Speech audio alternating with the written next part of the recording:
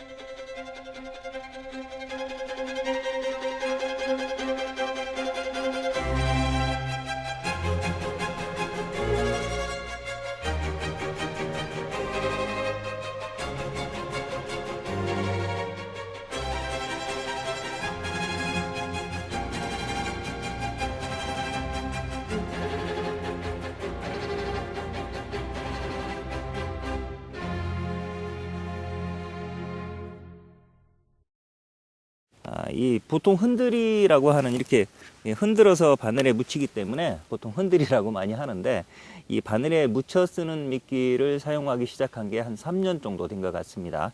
근데 이제 요게 좀 유행을 하면서 올해는 지금 뭐 제가 듣기로만 해도 한 10개 업체에서 이런 제품들이 나왔다라고 합니다. 근데 대부분은 요 흔들이 미끼들은 바늘을 들어주는 기능은 없습니다. 근데 이 돌진나라에서 나온 요 부양탄, 여기서도 내림탄이라는 것도 나오고 부양탄이 있는데 이 내림탄은 일반적인 흔들이 미끼입니다. 근데 요거 부양탄은 바늘을 들어주는 미끼 자체가 부양력이 뜨는 기능이 있어서 바늘까지 들어주는 그런 역할을 합니다. 그래서 감탕이라든지 바닥이 지저분할 때 미끼를 살짝 들어줘서 고기가 먹기 편하도록 그런 기능이 있다라고 하는데 먼저 부양탄이 실제로 바늘을 들어주는지 한번 해보도록 하겠습니다. 이렇게 가로로 고운 가로로 되어 있는데 이 부양탄을 비롯해서 이런 흔들이 미끼 모든 그 바늘에 묻혀 쓰는 미끼를 사용하는 방법은 먼저 바늘을 물에 이렇게 묻힌 상태에서 여기다 넣어주고 이렇게 용기를 흔들어주는 방식으로 또는 이렇게 묻혀줘도 상관없습니다. 이렇게 요거를 2, 3회를 반복을 하면 이런 식으로 묻기 시작합니다. 지금 2번 했고 3번을 하면 많이 묻습니다.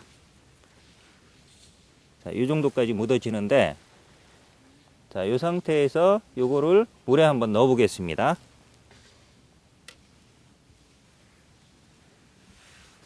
이렇게 놔두면 처음에는 이게 바닥에 바늘 무게로 가라앉아 있는데 요 그 부양탄이 물속에 있는 공기를 이렇게 모으면서 그 공기의 힘에 의해서 미끼를 바늘까지 들어갖고 부양하는 그런 모습이 조금 있으면 보여줄 겁니다. 아마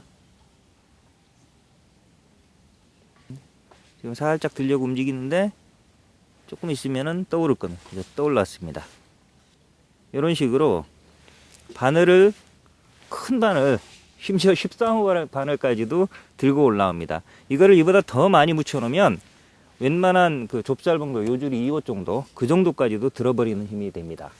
지금 보시다시피 이 부양탄은 이 미끼가 바늘까지 이렇게 들고 올라와 있는 바닥에서 떠 있는 그런 형태이기 때문에 장점은 이 감탕에 묻히지 않고 떠 있기 때문에 먹기가 편하고 또 목줄이 우회로 서 있으니까 사실은 올림 낚시에서 사각지대도 없어집니다.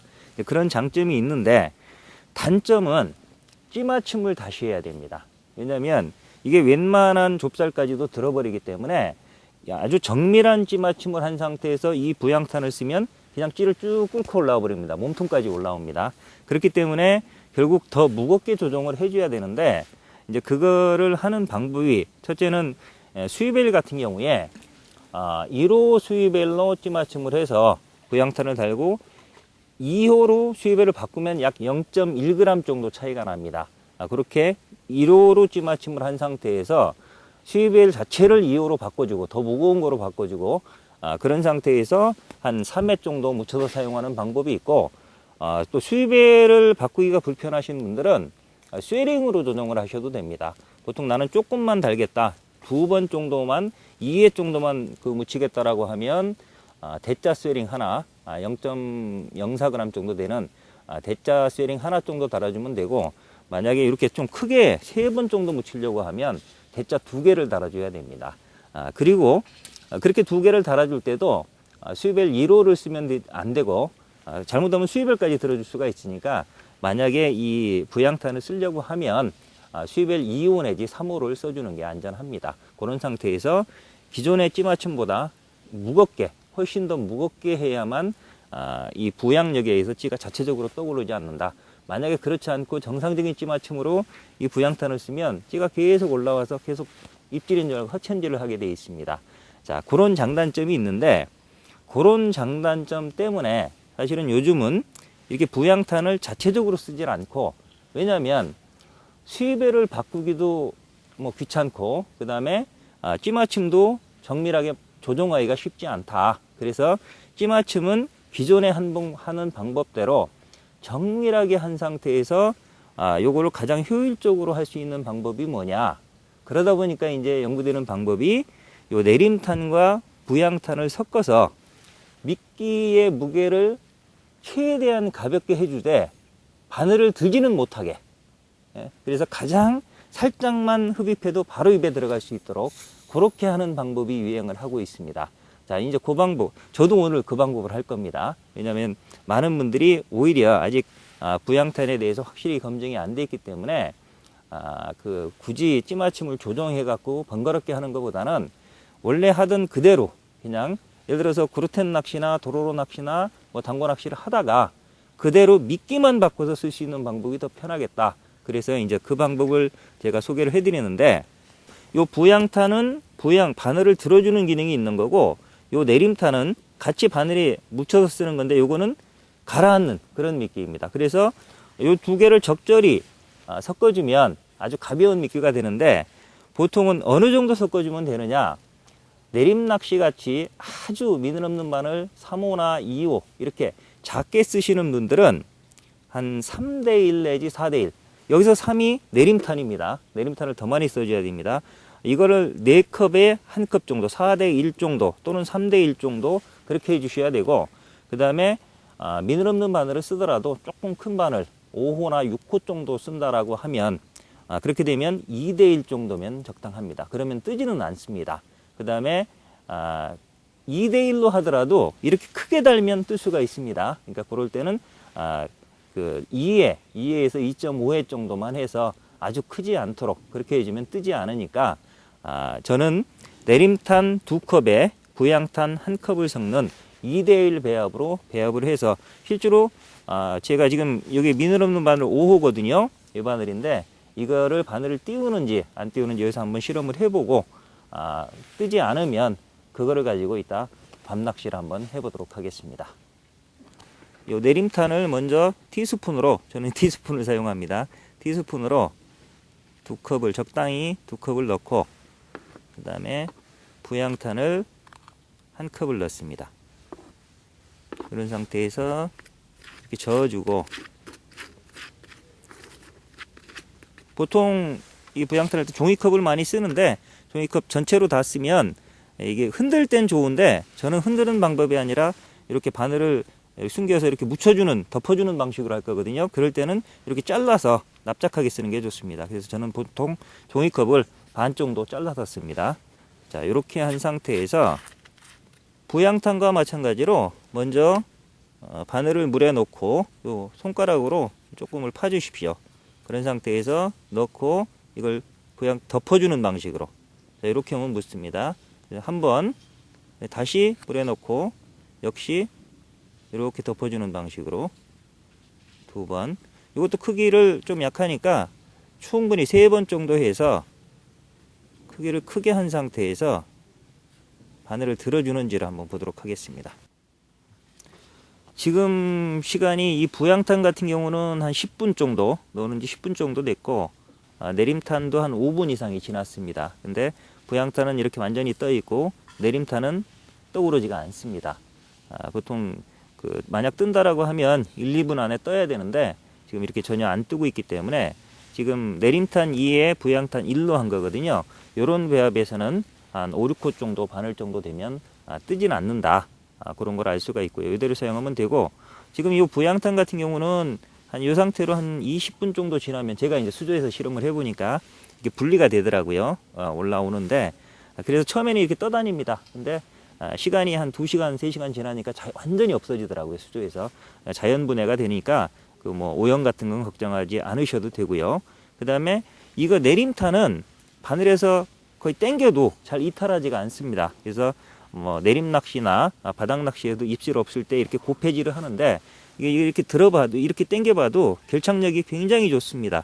이 부양탄보다 내림탄의 이 결착력이 더 좋거든요. 그래서 내림탄이 2대1로 들어가 있기 때문에 이게 바늘 결착력이, 부양탄 같은 경우는 이렇게 하면 이렇게 빠지거든요. 조금씩 빠지는데 이 내림탄은 거의 그대로 붙어 있습니다. 지렁이처럼 이렇게 붙어 있어서 고패질 하기에도 아주 좋은 그런 미끼입니다. 그래서 이렇게 만약에 찌맞춤을 이렇게 살짝 해놨다라고 하면 이 상태로 그냥 붕어가 살짝만 빨아들여도 바늘 무게도 없이 입에 쏙 들어갈 수 있을 정도로 그렇게 가볍게 바닥에 안착되어 있는 그런 상태입니다.